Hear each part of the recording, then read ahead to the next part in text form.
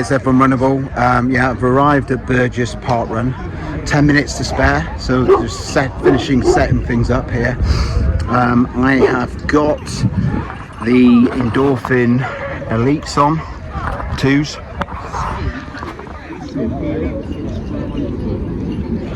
There you go. And we'll see what these are like over 5k. So we know that they're good half marathon shoe, but are they good over 5k? So I've come to Burgess Parkrun. I thought it was only fair because it's one that I've raced some of the other shoes in, similar to Oak Hill, perhaps slightly quicker, but I'll be running with my camera today, so I should get some run footage hopefully, and I'll see you soon. Bye bye. Let's have it.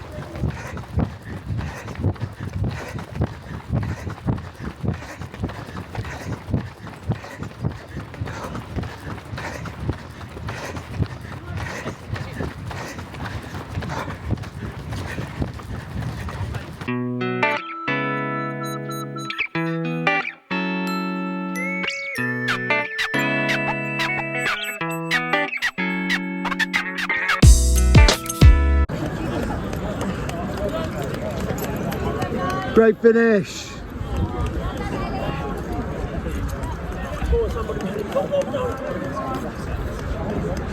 Well done.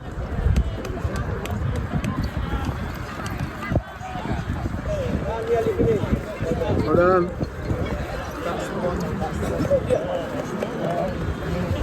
Well done, great finish. Go on, go on! Away! So all done, Burgess Parkrun, again, lovely parkrun, one of my favourites actually. It's not, I wouldn't say it's the most scenic of parkruns, but park's nice, but it's not like you go there to witness a wonderful park. You go there for the community feel and the great kind of vibe you get here in Elephant and Castle, in this area that's such an up and coming area. It used to be a real down and out area, now it's a real thriving, real nice place to live if you're a Londoner. There's a lot of culture, ethnic diversity here. It's a really interesting place. I think, you know, if I wasn't such a boring family man in North London, I think I'd gravitate to places like this, because it's full of interesting people. I've met some really great people in parkruns here. I met John today, so John, if you're watching this, John's a very strong runner. We talked about the major marathons actually, and he's got Chicago left, I think, and I've got, after New York this year, touch wood, I've got Tokyo left. And we were talking about our favourites marathons, yeah, we kind of both agreed on many of them, but he said New York's his favourite, so I'm really looking forward to that now. And John finished a couple of places in front of me, really strong runner. You know, you can tell just looking at his legs, and sorry John, I don't mean that in a weird way, he's just a very powerful guy, yeah, when he runs. And then there's me bringing up the rear, but I actually got a parkrun PB today. So I have never run a parkrun faster than this one today. It was 17:09. My 5k PB is 17:04, but this is 17:09, and you know, it's my fastest ever parkrun, so I've got to be proud of what I did today. And the Endorphin Elite 2s were magic. What can I say, they were stable enough for me today.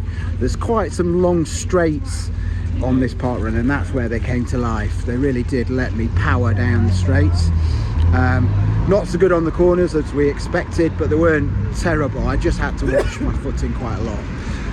And all in all, yeah, it's a thumbs up. They are a fast 5k shoe, so they have now actually I've got a quicker time in this shoe than any other super shoe at Parkrun.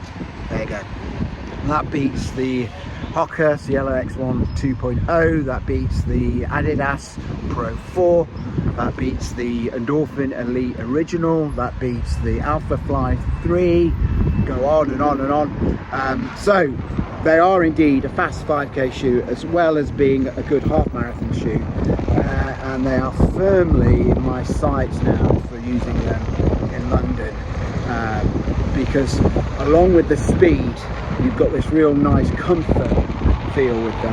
My legs feel fine actually after that run. So all in all, fantastic shoe, fantastic parkrun, amazing atmosphere here today, lots of runners, some really good runners. I came 8th with 17:09, so you can tell it's pretty strong field, and I think with a bit of luck, there's a bit of wind, headwind today. With a bit of luck, I think I can break the 17-minute barrier in this parkrun. I'd like to try and do it here or at Oak Hill, because these are my two favourite parkruns at the moment, along with Enclid Park in Sheffield, but I won't be breaking 17 minutes anytime soon there, I don't think. So anyway, expect the review in a bit, and obviously if you run Burgess before, leave some messages in the comments. If you're interested ask me any questions, how to get there, whatever. I think it's a really nice park run. If you're in London, you're somewhere central, it's just a hop on the Northern Line to Elephant and Castle, and then it's a short run. It's a nice warm up through the shopping area here, which is a bit rough and ready, but you're experiencing London at its finest. And once you get to Burgess Park, it's really nicely organised with such friendly marshals, always smiling. And in fact, the guy who finished 3 places in front of me, once he'd finished, he went straight to become a marshal, and he was like at the end collecting tokens and stuff. So that shows the type of people we've got here.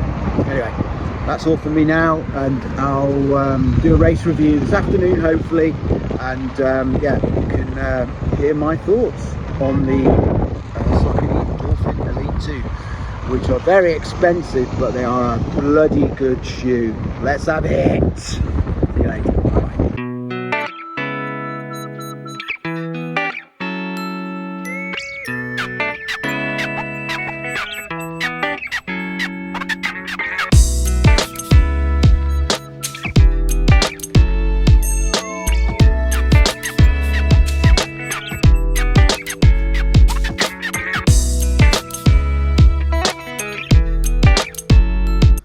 Hi everyone, it's Ed from Runnable, and this is my race run even review of the Saucony Endorphin Elite 2.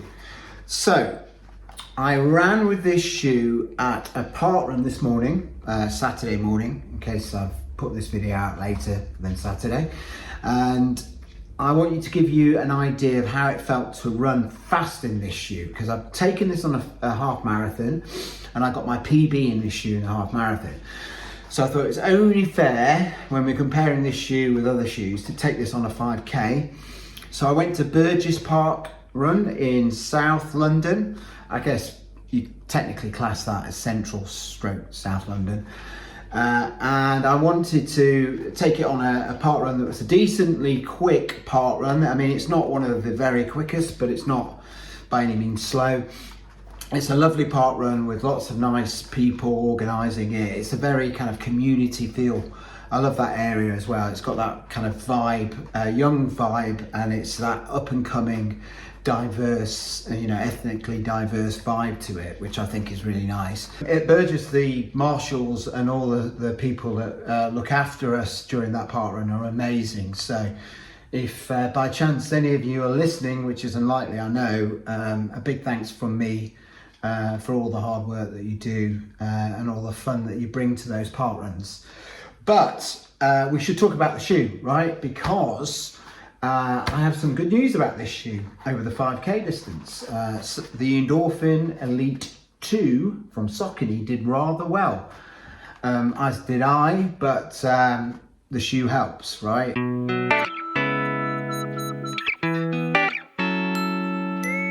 Very quickly, let's just talk about key stats around the shoe for those that know nothing about the shoe, and then we'll launch into what it felt like to run 5k into this shoe, what I liked about it and what I didn't like. Okay, so key stats: 40 millimeters in the heel, 32 millimeters in the forefoot, 8 millimeters drop.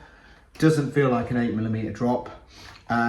Because of how soft this foam is, look at, I'm hardly applying any force there, and I'm squashing that like you would a marshmallow. It obviously compresses when you land. So those of you that are heel strikers, you need to understand that it will not feel like an 8 millimeter drop, and you will, particularly if you're a heavier runner, you will compress this foam. You will get a nice bounce and you will get a nice roll through to your forefoot, but it will compress a little bit. You'll sink into it a little bit. So just bear that in mind. If you're not a fan of soft foam, right, there's the warning for you. It doesn't get much softer than this.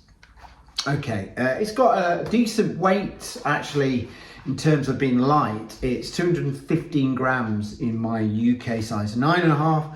I went up half a size, mainly because this toe box here isn't the widest, and you've got this reinforced material here that when your toes brush against it, it can cause some serious rubbing.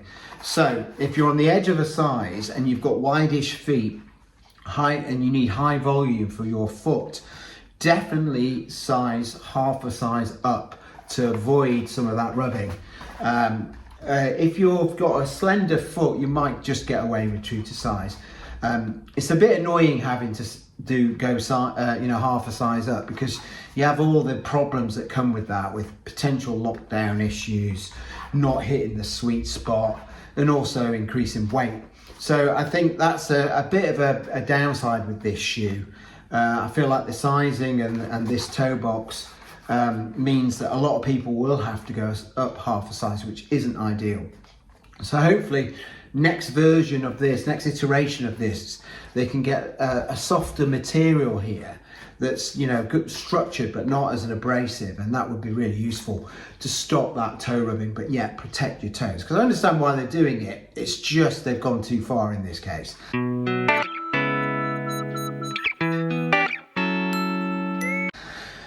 So I've touched on the upper there. That's about the only issue with the upper. You do get good lockdown in this shoe. You've got this booty fit construction, very lightweight, very breathable mesh that which is, I think it's called Jacquard mesh, and you've got this really nice fold over tab here that you can fold over. I fold over and I tie my laces on top of that to get extra protection. I think that's a really nice idea from Saucony. Not only is it nice with the logo, you can see the written word there, Saucony, or the logo. I prefer to fold it over for those reasons, because you get no lace bite whatsoever, despite being able to cinch the laces down really tight, which I like to do. In the heel collar, you've got no padding whatsoever. Not a problem in this shoe, because you've got a nice pillow at the back that helps. You can pull that back when you get them on, and it snaps forward once your foot's in place. And this kind of almost rubbery compound here, which is similar to what's in the forefoot. This keeps your heel nice and locked in, but unlike this, you don't get any rubbing here on your heel, which is great, or at least I didn't. So all in all, great upper. You know, I like to score these out of 5. I think this is a 4.5 out of 5. The only issue is that toe box really, and the rest of it's fine. It looks quite nice as well. I think it's an improvement over the original.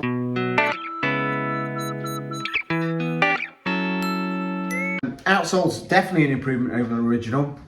You've got this nice grippy rubber. I have no issues whatsoever with this. The only problem I can foresee is this exposed foam here. It's not right up there with Puma Grip or the Adidas Light Traction, but it's pretty good. It's kind of competes well with, say, the Hoka grip on the Hoka CLX 1 2.0. So really nice outsole.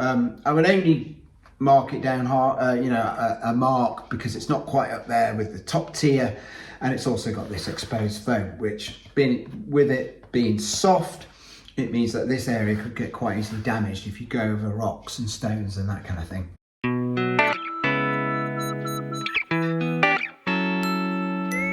Midsole is amazing in this shoe, TPPE. It's got a ridiculous name called IncrediRUN. I think you can see it on the back there. Hope you can see that. Yeah, it's what I would say is it's the most bouncy, soft, propulsive foam in any shoe that I own. There's TPPE in the Adidas Pro 4, so if you like that feeling, you'll really like this, because this takes it up a notch in terms of softness and bounce. It feels really nice and cushioned on your foot. I can see this being really nice over the half marathon. Well, I've run a half marathon, so I know it's nice, but the marathon distance as well, I can see it keeping your foot nice and cushioned. But at the same time, you get this lovely compression, decompression, engage the plate. I wouldn't say you engage the plate like you do, say, with the Metaspeed Sky Paris or Edge Paris, but you do feel it, but it gives you that nice ping forward. It's not quite as aggressive as those shoes. You've got nice geometry with a rocker. The rocker looks quite aggressive, but because your toes kind of sink into it a little bit, it's less aggressive than the original, which the original, if you remember, was almost like that, and it kept your toes in that position. And by the end of the marathon, the Berlin Marathon that I did, my toes were a bit sore. I think this will be better, although I have to say, I have had some toe discomfort on the bottom of my big toe in this shoe. I don't know if it's just coincidence doing a lot of running and I would have got it anyway, but it may well be because of that unnatural angle that it puts your toes at. And so I'll have to see how it goes. It's just an annoyance at the moment, an ache, but if it continues using this shoe, then maybe that will force me to think about this for a full marathon, because at the moment this is probably top of my list for doing a full marathon in. Really is an amazing shoe in that respect. And it is an amazing shoe for doing 5K. So today I got a Parkrun PB in this shoe. I ran 17:05. So my actual 5K PB is 17:04 at Battersea Park. And I ran, and in that, on that day, what shoe did I run in that day? I ran in the Adidas Pro 4 to do the 17:04. But the Battersea Park, it wasn't a parkrun, it was a race organised through Run Through. And it's amazingly flat and fast course. I use this at Burgess Parkrun, which is kind of fast, but there's a lot of turns and you turn back on yourself. It's not the fastest parkrun, it's decent, but it's not the fastest. And yet I came within a second of that Battersea time in this shoe. I didn't even feel like I was running that fast today. In fact, there were times when I found it a real struggle, and I had no idea. I wasn't checking my watch whatsoever today, because I just felt like, oh, I wasn't going to get a particularly good time. And then when I looked at my watch, I was like, whoa, my watch was saying something like 17:08, and I was thinking, whoa, that's way quicker than I thought I'd run. And then when I looked at my actual official parkrun time, it was 17:05. I was like, my goodness, this shoe is far more efficient than I thought it was. I mean, I was literally running as fast as I've ever run a 5K and didn't even realise it. In fact, I wasn't feeling it today, and this shoe just is something else, really. I'm smiling because I don't really know how to describe it. It feels, obviously it's bouncing me along, and I didn't feel like I was getting that much speed today, but what it must be doing is bouncing me that extra bit, and I'm getting that longer stride that I'm not even realizing. And so because of that, I'm speeding up. So on a really good day, when I'm feeling really up for it, I'm almost certain with this shoe I'm going under 17 minutes. Today I didn't feel that great. I felt it was a bit of a struggle. My nose was getting, it was so cold. I mean, is anyone else fed up in England with it being so cold every morning? Like 0 degrees or -1 or whatever it was. Again, it wasn't as cold as it has been, but it's cold enough to make my nose run and really annoy me during the race. I couldn't breathe through my nose. So I found it, sorry, I am moaning, right? I'm moaning again. In fact, someone told me off in the race. It's quite funny. At the end of the race, I said, well done to the guy in front of me, this tall guy called Tamas. And I said, didn't you find it a bit windy today? Because at times I felt like I was getting, had a blustery wind in my face quite a lot during that race. And he put me straight. He said, yeah, in the first 2.5 kilometres, we had it in our faces. But he said, but mate, on the way back, we had it behind us. So what are you complaining about? And I was like, yeah, you've got a point, mate. So stop me moaning. So if you want to say in the comments, Ed, stop your moaning, feel free. Because, I'm a northerner, I like to moan, right? But anyway, let's get to the point. I ran as quick as I've ever done in that parkrun, and I feel like it just bounds you along without you really noticing it. And even if you're not feeling it, I was able to kind of keep a good pace without me realizing. And that's a really good sign for when I start to struggle in a marathon. I start to feel a bit ropey, like you always do, and you start to feel you've got less energy. That's when a good shoe really comes into its own. The bad shoes are the ones that sap your energy. My first ever parkrun was in a shoe, ironically, was probably the only other shoe that I've ever run in that has, sorry, my first ever parkrun, first ever marathon was in a shoe with comparable foam to this. It was the Nike Invincible, the first version. It was such a soft, bouncy foam, but the thing is, with that shoe, there's no plate.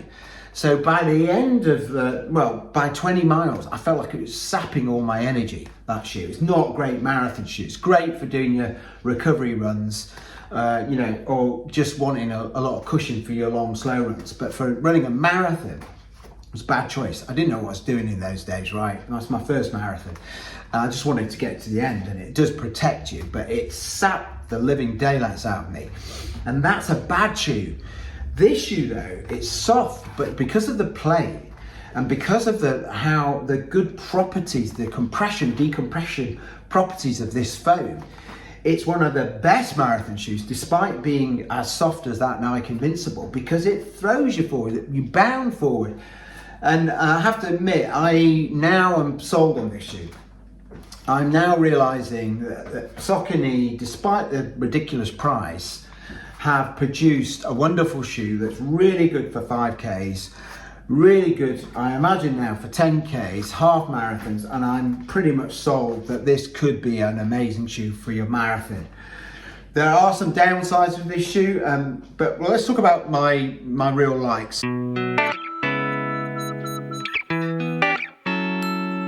So, I like the upper despite the toe rub. We'll talk about that in a minute. I love the bouncy, responsive feel to the foam.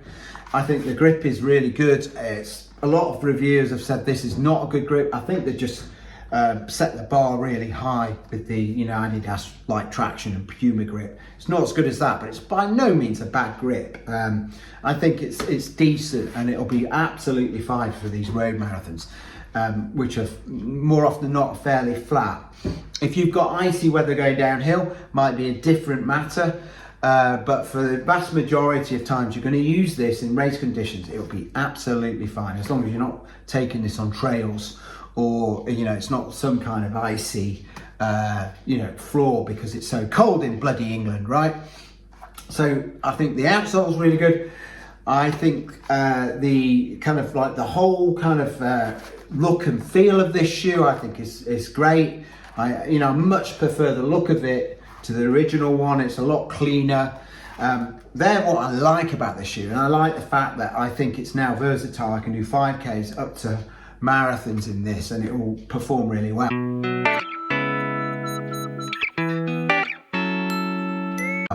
Dislikes is the toe cap, as I mentioned. Please sort that out for the next version. You don't need something as hard as this.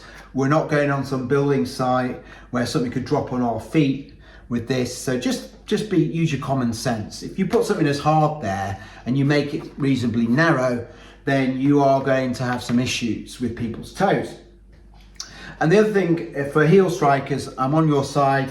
I used to be a heel striker, I'm not anymore, but I did used to be one. It's a soft heel, right? It's decent size. You can see the sole flare here. It's decent size, but it's soft, which means that you do have some instability in this shoe, despite it having some nice sidewalls and keeping your ankle and foot centered. Unfortunately, the bounce can be a bit irregular, and you have to really concentrate on your foot strike with this shoe, particularly going around corners. So like I said today at Burgess, there were some really tight corners, and I had to really be thinking about my foot strike going around those corners. I had to take a few of them a bit wider than I normally would. That is a downside with this shoe. It's really pretty much the toe cap and that are really the only downsides, along with the price.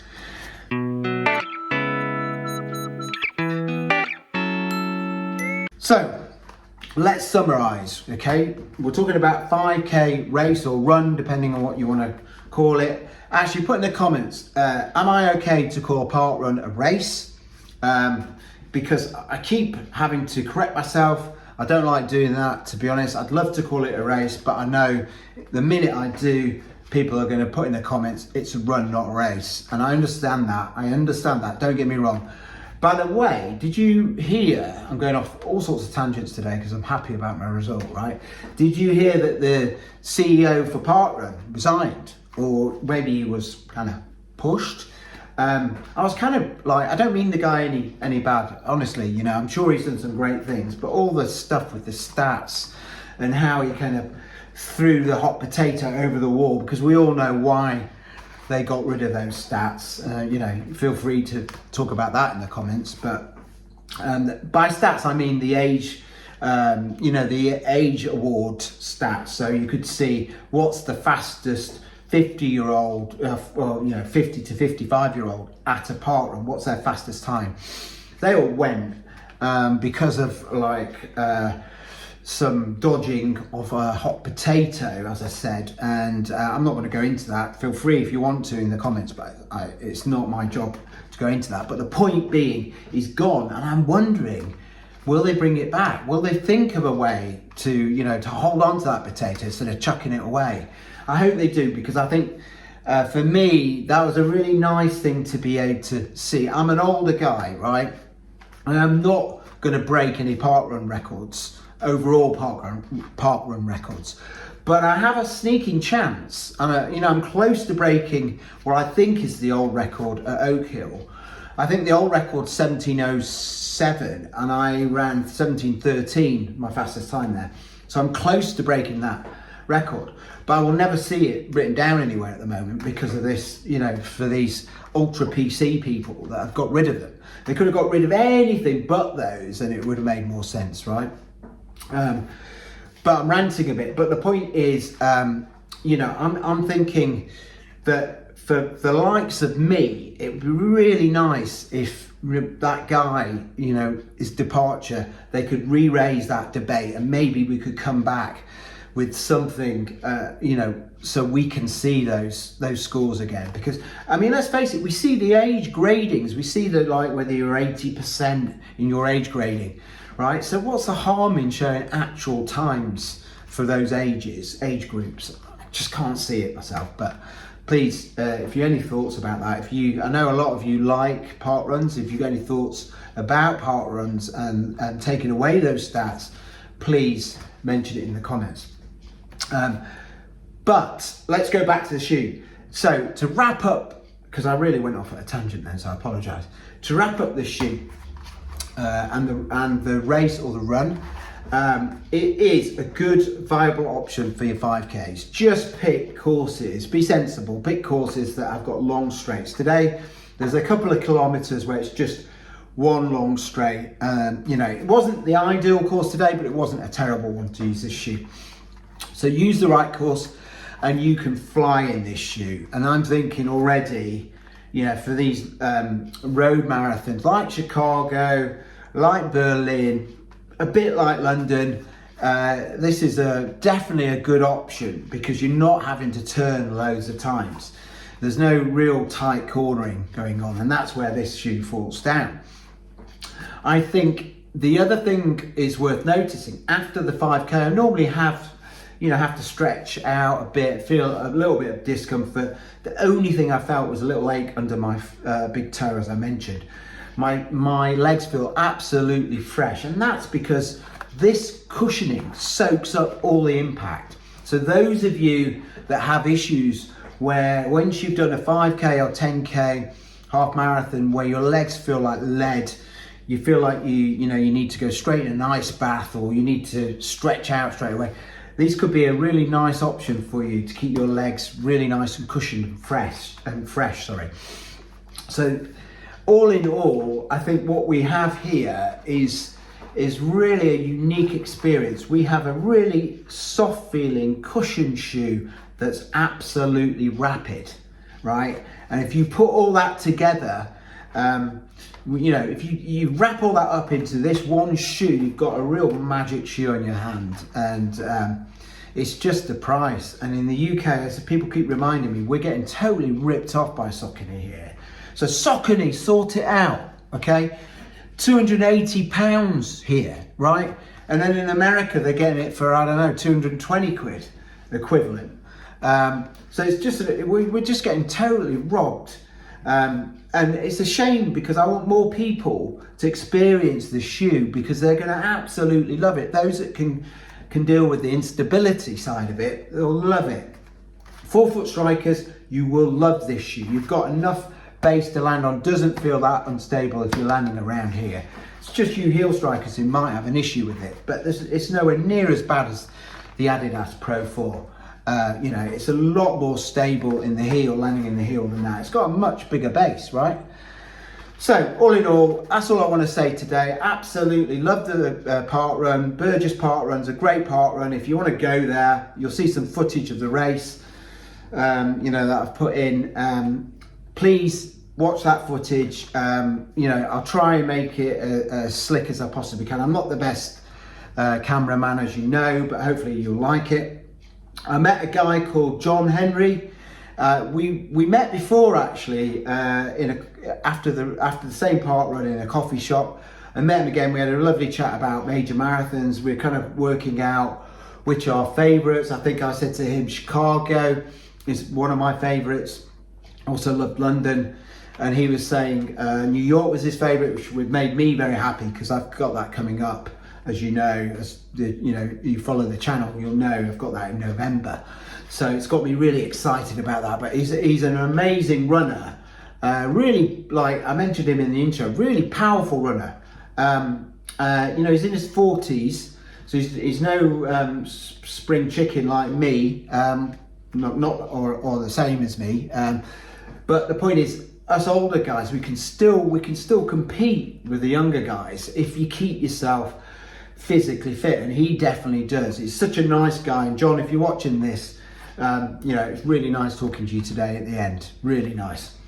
And all in all, that's the point of parkruns. It's not just about times, it's not just about shoes, it's about chatting to people, making that connection. And now, you know, we've connected on Strava, now we'll be in contact, and no doubt we'll meet again and we'll have a coffee and talk about marathons. And because we're completely boring runners, I can't think of anything better than doing that. So love you all. I'll see you soon. Bye bye.